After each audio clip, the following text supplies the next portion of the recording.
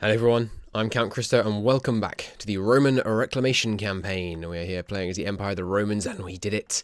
We beat the Ottomans, we've reclaimed our former, or at least some of our former Anatolian lands, and we're looking to be in a very good position here. Now we've got a number of fires we need to put out. We've got some, the call for peace will go away on its own of course, but the war exhaustion itself will take a while to tick down. As soon as the call to peace goes away, call for peace goes away, it won't take too long to tick away, so that's good.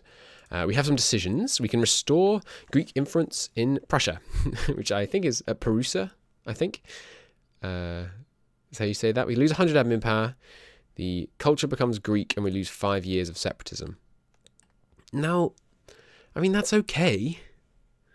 It's not that good. For 100 admin power? It is a very important trading city. You often see big trading cities appear around here. These three provinces tend to be great big cities on this Sea of Mara. I'm not certain. I think the Bosphorus Strait is actually just this area, and this is the Sea of Mara. Maybe this whole area is the Bosphorus. I tend to refer to this whole area as the Bosphorus. I'm sorry if that's wrong. I think we should do the decision just partly for fun. But there we go. It is now Greek culture. How big is the Orthodox minority? It's 40% of the population. We could quite easily make them the majority. We can now take a decision to persecute other religions. Now, it grants legitimacy, which is nice. Obviously, don't need it right now. We're at 100. Gives us more missionary strength. We're not going to be able to convert these guys for a while, though. Minus 32%. That's partly from martial law, though. Yeah, converting areas with separatism is very tough. We would actually be able to convert Perusa straight away. So you can either go... So this is a big decision for the whole campaign, right? Do we want to go for trying to convert everyone, or do we want to try and tolerate everyone? Now, I have come to enjoy being fanatic in It does tend to mean you get more rebels in the area that you take, new areas that you take over, but it also means you get far less rebels in areas that you've successfully converted to your religion. So I feel like taking a whole bunch of religious ideas could be fun, and going full on restoring a kind of unified Christendom under both our empire and our patriarch seems like that could be a fun thing to do. Oh, by the way, I do want to do... I'm not going to start a third MEIOU&Taxes series to run simultaneously, because that's madness. I won't be able to keep up. But I want to play a campaign as a Muslim nation who's not the Ottomans, because obviously that would be too similar to this campaign. And I've been wondering who I should do it as. So if you have any suggestions of a Muslim nation we should play, I think that would be fun. I have no particular preference for Sunni, Shiite, whatever. I'm thinking maybe Tunis would be a good one, but yeah, if you have any suggestions for a Muslim campaign, I'm all ears. Maybe we should go in India. Anyway. Yeah, I think I want to go persecution.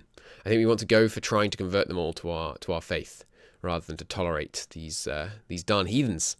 Now, one of the ways which you can convert people very powerfully is the force heretics to convert decision. It's incredibly strong. It does a kind of global conversion push all across your empire. The problem is it causes massive unrest, and you can have religious wars start, and you can have, you're basically starting a pogrom.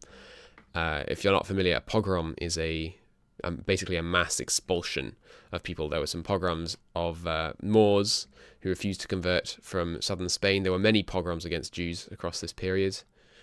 There aren't that many Jews around in this area, I think, so we shouldn't have too much of an issue. It's mostly going to be pogroms against the Sunni and the Catholic that we're going to be carrying out. I think the Roma will probably deal with themselves, and I suppose later also the Protestants and the Reformed and stuff. We're an equal opportunities pogrom nation. Yeah, so we're probably not going to be able to heal the Eastern Schism. We're not going to be able to heal the Eastern Schism. We'll be able to heal the Western Schism, because that just requires you to conquer a whole bunch of areas. But to heal the Eastern Schism, which, if you're not familiar, is the schism between Orthodox and Miaphysite, you need to... I think the higher tolerance you have, the more likely it is to work, and you have to have at least 0.5 tolerance, which will be tricky. We still have to control Jerusalem, Alexandria, Antioch, Constantinople, and we have to convert them, I think. But Yeah, it starts an event chain. I can look into the event chain later to see if it would be possible, but I'm pretty sure it requires, the more tolerant you are, and the more certain Miaphysite countries like you. Are there any Miaphysite countries right now? Yeah, there's Cianuia. They look kind of Roman. We should absorb them.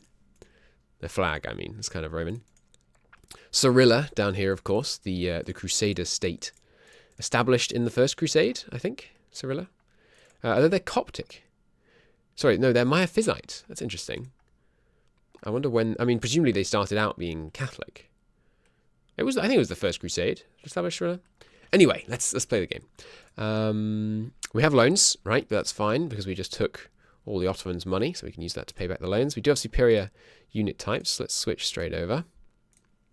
So I think almost always I delete all my forts. I just don't play with forts.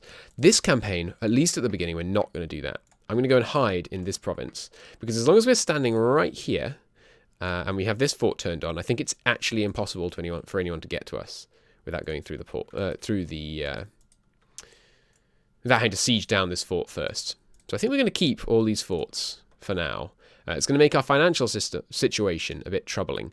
Zeta would like our independence. Serbia currently getting dunked on by Hungary. Interesting. How much land do you want out of this? Yeah, Hungary has some serious expansion, southern expansion desires, which I'm not too keen on them accomplishing. Let's talk a little bit about communication efficiency. I go into it in great depth in the Prussia campaign, although I realise that this episode is coming out before the episode in which I go into it in fairly great depth. Basically, you don't want to spread yourself wide quickly because it's very difficult to communicate, especially through tough terrain like the mountains and, well, some mountains. It's not all mountains, but yeah. If we spread ourselves along coasts and relatively close to the capital early, we'll have a much easier time controlling the area. Zeta, I'm not going to support your independence, I'm afraid. But let's check if anyone else is. No, but they are allied. So what I suspect is going to happen is Hungary will take most of Serbia in this war, if not all of them. Oh, please don't full annex them. They won't full annex them because they don't want this tile very much. I suspect they're going to take here, here, here, and here in this war.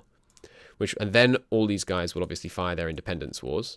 And then we sweep in. All right. I've been being lazy and just skipping the song every time these hymns, these like operatic style ones come in.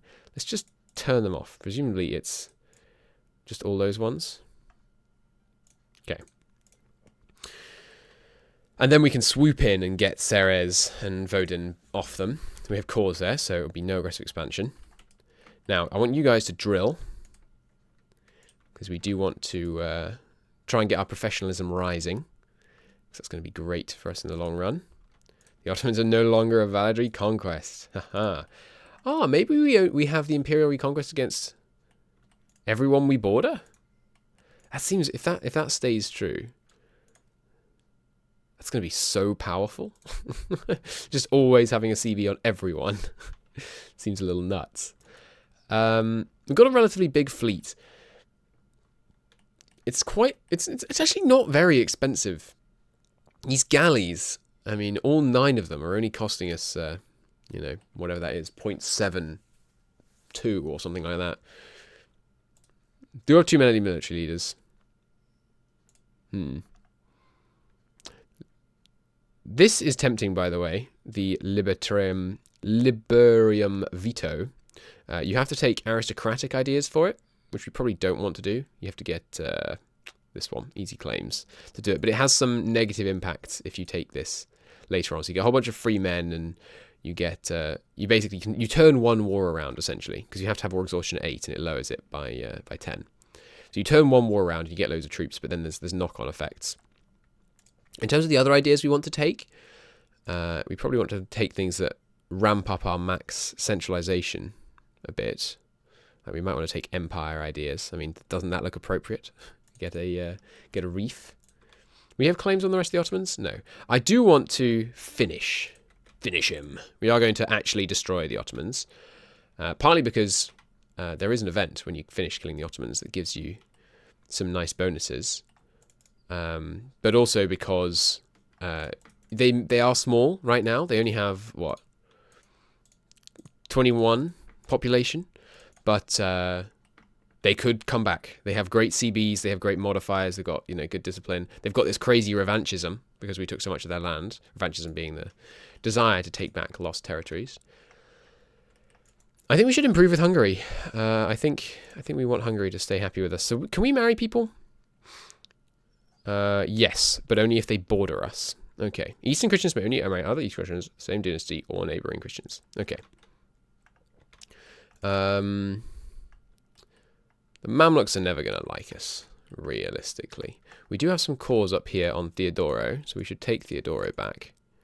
What are they currently? They're a vassal under the White Horde. The White Horde often seems to implode. They are big. Obviously, they've already lost the whole Blue Horde area. Tribes are very unstable, as you can see. Occupied by pretenders, occupied by Saracen separatists down here. So, Poland-Lithuania, have they unified? No. If Poland-Lithuania unify, they often trash the White Horde without too much difficulty. What else should we be doing spies-wise? Sorry. Pardon me. I meant diplomats. What are we should be doing with diplomats? I'm just thinking, should probably build some spy networks. So, I thought Athens was under Sicily. It looks like that's broken. Now they're just allied to Cyprus and the Knights. Well, I bet I have the navy to beat Cyprus and the Knights. Let's let it to one repair tick, and then we'll just actually go check by looking rather than checking the ledger. Just it's easier. All right, we're in the positive. No, that's because we got the spoils of war tick. All right, so we are losing money. No longer have the effects of manpower low. Morale boost is expired just in time. All right, let's go and take a look at their navies. So, ooh, they have 5 ships in Athens. Wow. Athens has a university, right? What?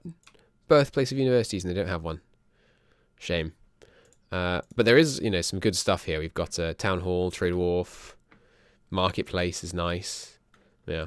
How's our road network? Let's check. Pretty good. Obviously, the notable absence here in Nicaea. But I don't know if I'm going to put much effort into building a city here, because we've got these other big cities around the area that will be demanding the food in the region. Once we get warehouse districts, that'll be great, because I think warehouse... One of these gives... No, you always have access to the food market, but when you have a warehouse, you get bonus growth from imported food. That's right. Oh, what's this? That's the miraculous icon event we got. Cool. Yes, we should be doing well in terms of art. We should be able to get a good art power modifier going in the capital, which will help us quite a bit with institution spread. If we could get a continental art center here, that'd be fantastic, because then any institution which spread to another continental art center, this is a regional one. Yeah, if we got a regional one, we'd probably be able to get banking right now out of Florence, because if in case you didn't know, institutions can transmit from art and intellectual centers to each other, and the larger the center, the larger distance they can transmit. So right now it's transmitting to here, but that might be because of the center of trade, to be honest. Yeah, it is center of trade that's causing that particular transmission. All right, we have a free merchant still because we didn't have range. Do we have range now? Now that we've expanded a bit? No? I am surprised. We've got very short trade range. Yeah, only 70 trade range. This next one does give us another 30, so that might put us up there. The estates are a little peeved because I did rather go at them. We have some very influential burghers. That's crazy. Wow. Here, and here. We're going to have an extremely powerful... and these are tribal. I've never actually seen that on the states map before. It's cool. Extremely powerful burghers, merchant class in our realm. It's to be expected. We could offer some gifts. Oh, it's so cheap. Let's do that. How about you? Less cheap. It's good to have loyal estates. Very good to have loyal estates. So, long term, we want to try and have no greater nobles and make everyone a lesser noble instead. The first very important step to doing that is to cease issuing Courtier titles. Now, I hope and I pray we don't go negative stability. I shouldn't have done that, actually. I forgot about the Peasants' War. Sorry, I muted myself. If we go negative stability, please. Oh, it was close. If we went negative stability, we would have this start ticking much faster. As it is, we just need war exhaustion to go below 5 and it'll stop ticking, and that's no problem. So I think now we just need to get our manpower up to actually end this Peasants' War for good. Yes. Oh, yes. Let's see if there's anything we do with tribal relations. I'm much less good at knowing what to do with the tribes, really. Arrange a tribal marriage. Hey, let's just read a bit. Assess the estate's power. Okay.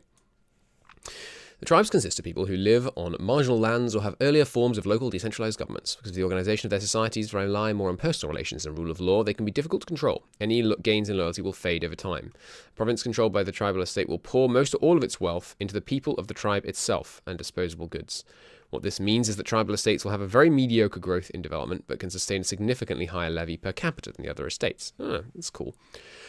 Because tribal estates have mediocre development and are often on marginal land, they will much more frequently defer to warfare and looting as a means of economic enrichment. This means that it's the easiest way to keep them happy is to participate in wars that yield significant loot. Unfortunately, this also means the best way to upset them is to bring them into wars that waste their resources. Okay. All wealth that is normally generated in a tribal province goes directly to the estate. Good to know. And you can move them away from tribalism and towards nobility if you institute various rules to constrain their activity. Okay. So right now, each year, they're losing 7.5%. Mostly, you only deal with tribal leaders when you're actually a big tribe and like all of their wealth is locked up in their tribal estate. For us, it's mostly just about, we're not really trying to keep necessarily long-term good relations. We're just trying to make them cease existing, essentially. Let's examine the levy details. Okay, they have 1 infantry and 1 cavalry in reserve. Okay, and we can make them like us more.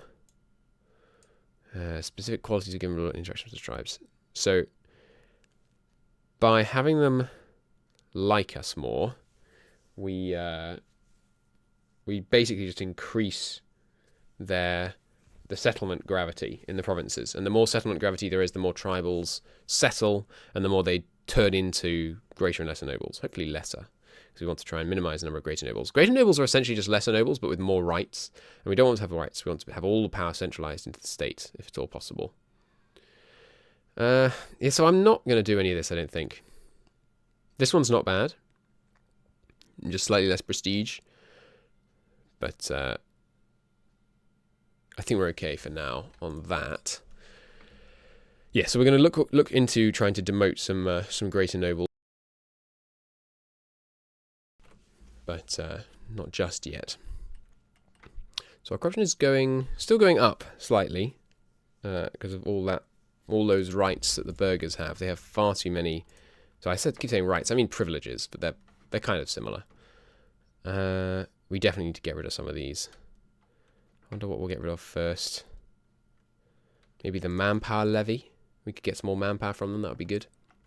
Who should we improve relations with?